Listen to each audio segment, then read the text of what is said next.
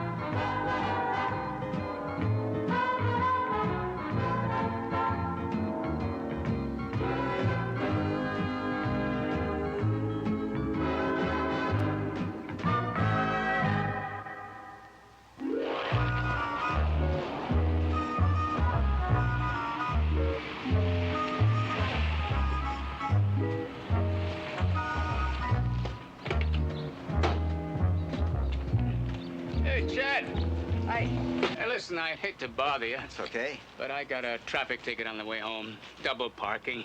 You know, I just stepped in long enough to pick up my laundry. I got right back in the car and there was no harm done. And you were wondering? Well, could you? I mean, get it fixed? No, but if you find a way, let me know. Oh, okay. Thanks just the same. You know, Chad, when we moved in a year ago and found out that we were living next door to a cop... must have shook you up pretty good. Right. I always looked over my shoulder when I pulled into my own driveway. But now that we've gotten to know you and your family, well, it's not so bad. Thanks. I think. Oh, well, you know what I mean.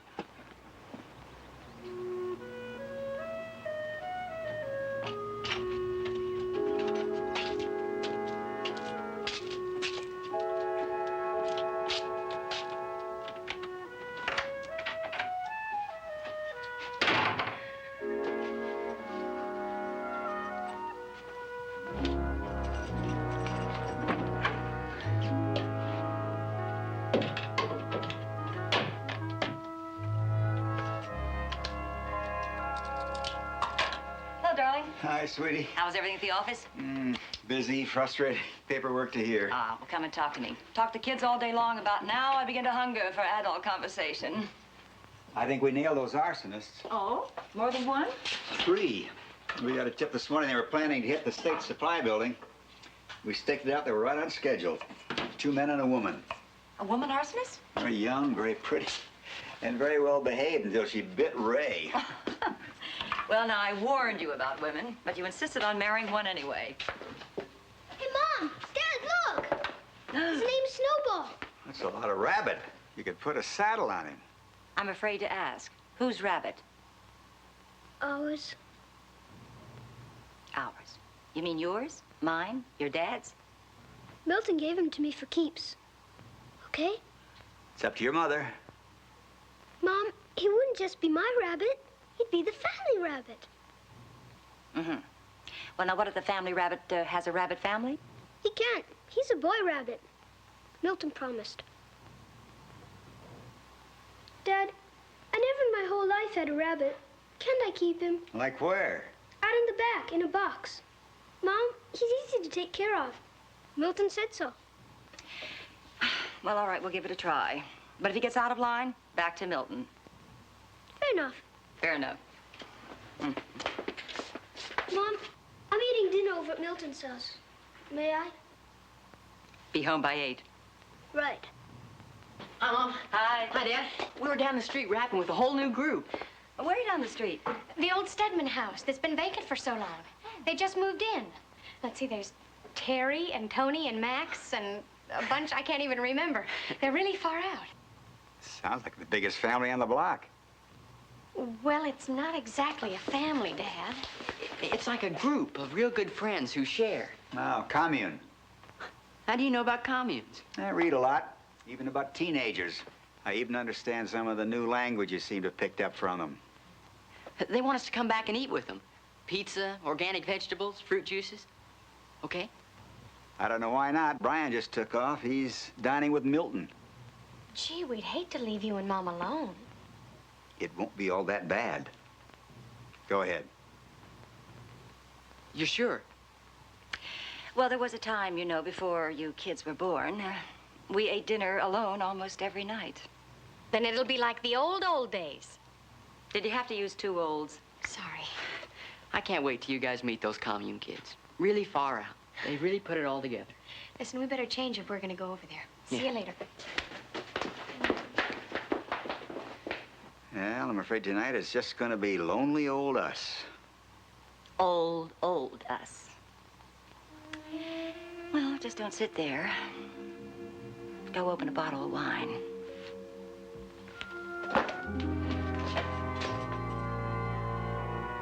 It's rotten having the kids away. I don't know whether I can stand it for more than a week or so. When we finish this lonely bottle of wine, we'll get our shawls and sit out here and rock. Could we have a strolling violinist? What for? At our age? Won't our kids be surprised when they get to be this old and they find out it's not too late for young ideas? Remember that night last year in Monterey in the middle of a rainstorm? We ducked into that little place. What was the name of it? Ye Old Tavern. Neon lights kept flashing vacancy. We were the only ones there. Even the violinist left at midnight. But the kids were all away, so we stayed. The look that clerk gave you when you signed Mr. and Mrs. Smith.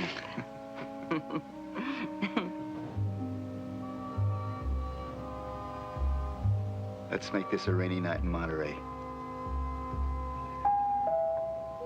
Talk about bad timing. It's probably the boy collecting for the paper. Yes, he does have that talent. Usually, I'm in the bathtub. Remember where we were? I'll be right back.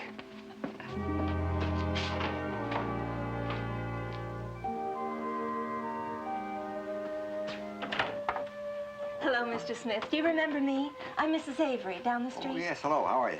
Oh, I'm fine. I hope we're not disturbing you. Ah. Richie and I stopped by because he's been going out without asking permission. And I wondered what you thought about little boys disobeying their mothers, Mr. Smith. Well, on the whole, I'd be against it. Well, I told Richie if he sneaked out once more, I was going to bring him here. Now, Richie, you'd better mind Mr. Smith, because he's really and truly a policeman.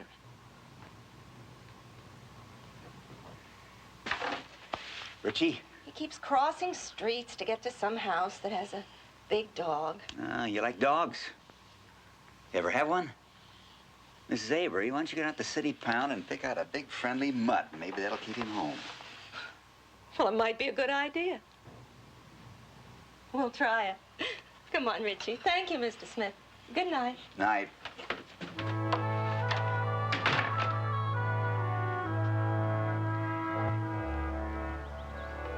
Mrs. Avery from down the street. Big deal about a dog.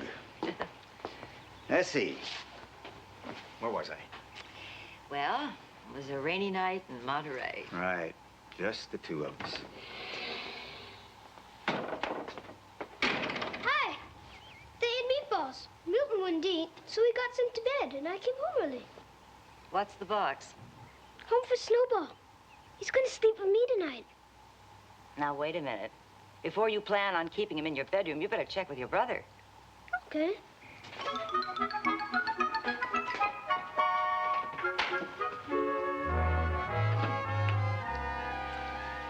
Well, there goes a rainy night in Monterey. It never is quite as romantic with kids and a rabbit. Wait till you hear about those guys down the street. We really dig them. They're so far out, you won't believe it. They've got a real thing going. All those kids and no bad vibes. How many are there? 7, counting Alfred. He just moved in. But there'll be more. Mom, wait till you see what they're going to do to the old Stedman house. Oh. Bright colors and paintings everywhere. Everybody chips in. It's a real cooperative deal. Some of them work down at the new health food restaurant on Oxford Street. How old are these people? What, 19, 20? And they live on pizza. Great pizza. Like nothing you ever tasted. Organic makings. Organic pizza. Mom, you and Dad have to go with us to meet them. I'd like to. Dad, we didn't say anything about you being a policeman. We thought we'd break that to them gently. After they know us better, you know? Well, not that there's anything wrong with you being a policeman, Dad. Well, it's just that these kids don't have the right image. Well, they might put you down before they even knew you. Well, when we call on them, I'm sure your dad will leave his gun and tear gas at home. I won't even drive up with a siren going. Oh, you know what I mean. Out, out, out! He's not hurting you! I am not sleeping in a rabbit hutch. Brian, take him out in the backyard, dear. You'll get cold out there! They don't get cold. Why do you think they have all that white fur? Okay. Okay. Good night. Good night, dear. Hi, sweetie. Yeah, it's great in Monterey, but nice to be back home again with the kids screaming at each other. Welcome home, darling.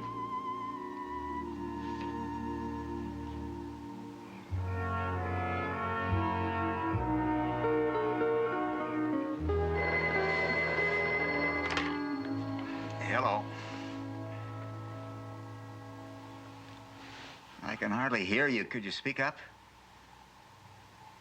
What kind of noise? All right, don't turn on any lights. I'll be right over. 2:30 in the morning. Who was that? Mrs. Davis across the street. Oh, not again. She saw something in the bushes outside her window. Oh, I call you. Why don't you call one of the other neighbors? I'm the friendly neighborhood policeman. Keep the bed warm. I'll be right back.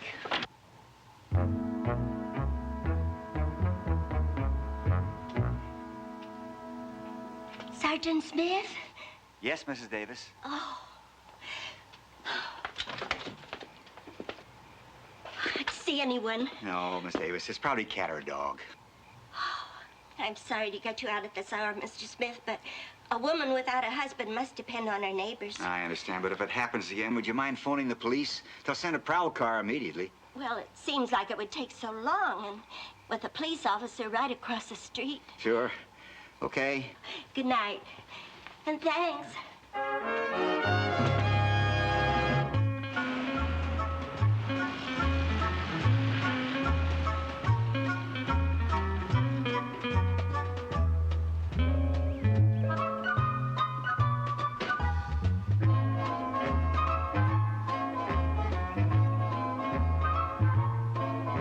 Mr. Smith!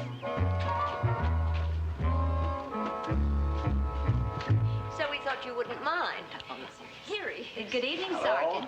Sergeant. Chad, some of our neighbors are here to talk to you about the Stedman house. Oh? Yeah, Chad, some of us are a little concerned, that's all. They're an awfully strange-looking group. Have you seen them? No, but Bob and Cindy told me about them. Yeah, all those wild clothes and all that long hair. Now, don't misunderstand us. We're not judging them by that. They just don't fit into our neighborhood. Everything about them. They don't look patriotic. Now, I don't know about you, Chad, or Mrs. Gates or Mrs. Ferguson here, but every spare dime I have in this world, I've got invested in my house. It's the same with all of us, you know that. You know, those kids give a look of instability to the whole block. I'm in the building business, and I'll bet the value of the property on this block has dropped 20% since those kids moved in. What do you want me to do? Well, you're a police officer. You sort of represent us. Well, I represent them, too. Oh. Well, you know what we mean. Well, I'll see what's going on. I'd like to protect my property, too, if they're breaking any laws.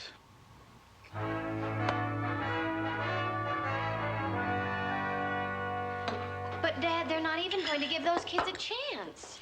Just take one look and push the panic button. Long hair, bright colors, boots. Danger, right?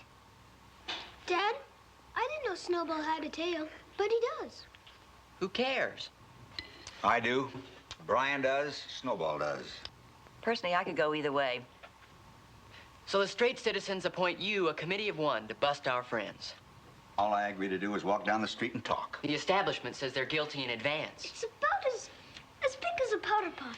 Dad, if it was just a large family that had moved into the Stedman house, would you still be starting a police investigation?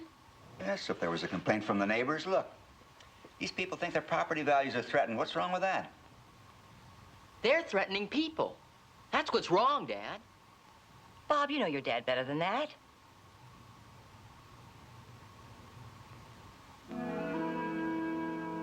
Yes.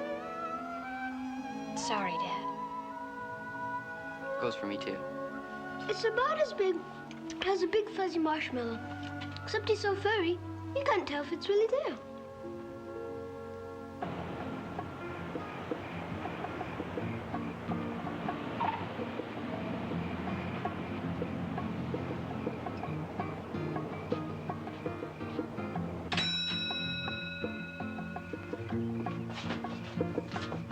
Hi. Hello. I'm Chad Smith. I live down the street. Welcome, neighbor. I'm Max. This is Tony. Hi, Tony. Enter in peace. Visitor. Fellow member of the human race who shares the hang-ups and put-downs of our block. He's called Chad. This is Ginny, and this is Terry. Hi. And that's Marcia. And there's Johnny and Alfred. Hi. It's really colorful. Too big for you? Yeah, it's kind of startling when you step in from the night outside.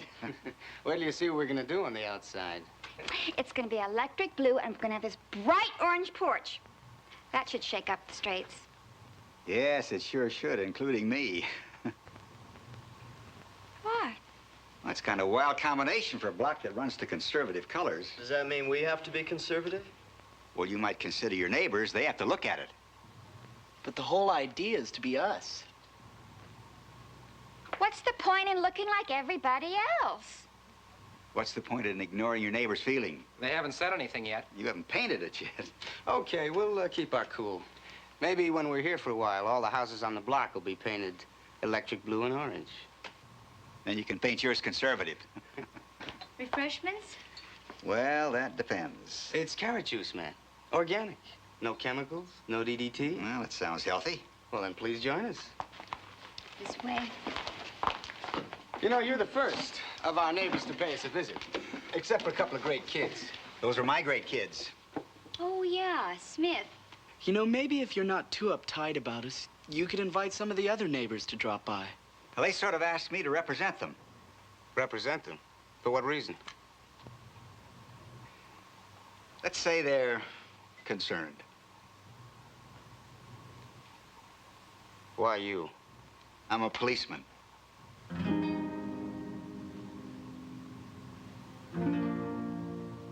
You? The fuzz. Relax, I'm not on duty. I'm just here as a neighbor.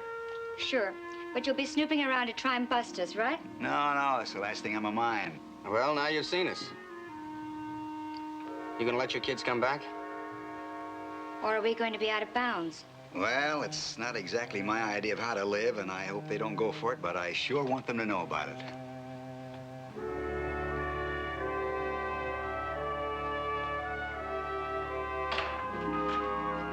Hi, Chad. Hey. Betty said that you dropped in on the Cooks. Had a drink with them. Organic carrot juice. Oh, well, did you get any ideas on how to get rid of them? No, not breaking any law. As far as I can see, no dope, no plans to burn down City Hall or overthrow the government. Yeah, but what about the neighborhood?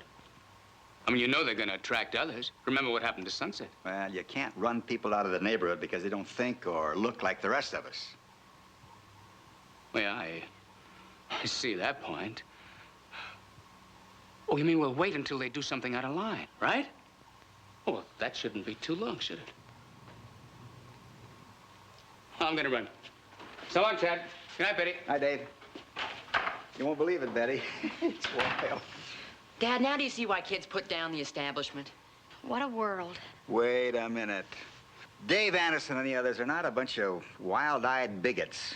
They're honest people with kids to raise and educate, and they're scared. Scared? Of what? Property values, what else? Whose side are you on, Dad? Whose side?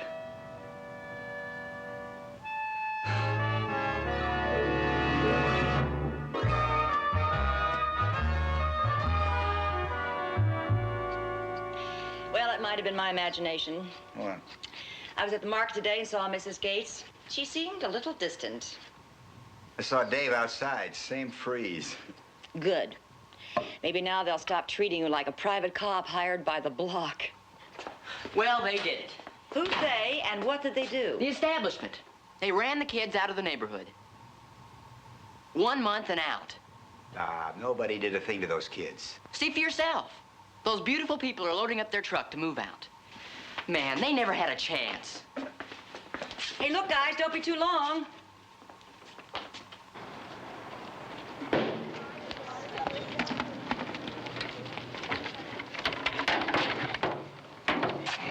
What's going on? We're splitting, man. What else? Why? Great spot opened up into Hunger Canyon. People like us all over the place. Stream right out back. Nobody uptight about clothes. Neighbors around here drove you out, right? No. We expected bad vibes from them. But they don't bother us. And it's a far, far better place we go to and all that jazz. Like hello. Bye. Goodbye. Good luck. You know something? I guess there's fuzz and fuzz. Dad! Dad! Snowball chewed a hole in his box, and he's gone. We've got to find him. We'll find him, Brian. Bye, Max. So long, Sarge. You around to Hunger Canyon sometime? Drop by. Sure will. Good luck to all of you. Come on, Brian. So long, you guys. Peace. Peace.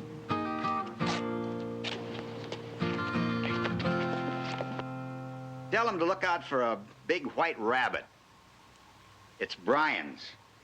Thanks, Max. Boy, Dad, I'm the only kid on the whole block whose dad can put out an all-points bulletin for a rabbit.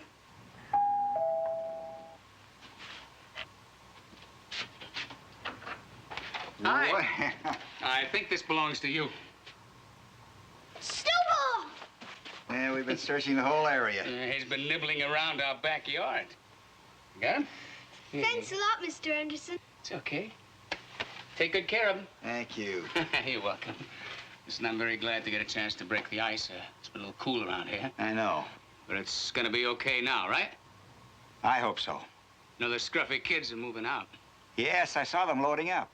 I guess we jumped the gun a little bit, all of us. We thought you were letting them get away with it. I don't follow you, Dave. Well, we should have known that you'd handle things in your own way. Well, I didn't have anything to do with the kids moving out. We assumed that you gave them the word. The word I gave them was welcome. Oh. Well, one way or the other, I'll see you. Yeah.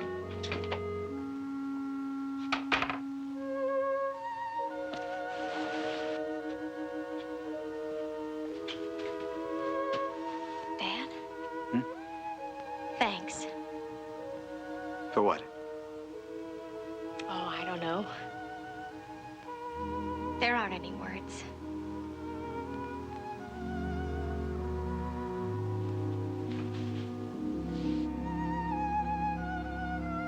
It's been a long day.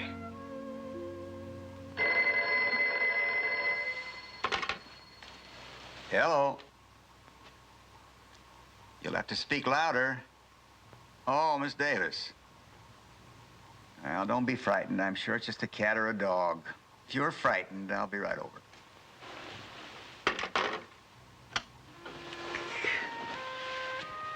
Keep the bed warm. Be right back.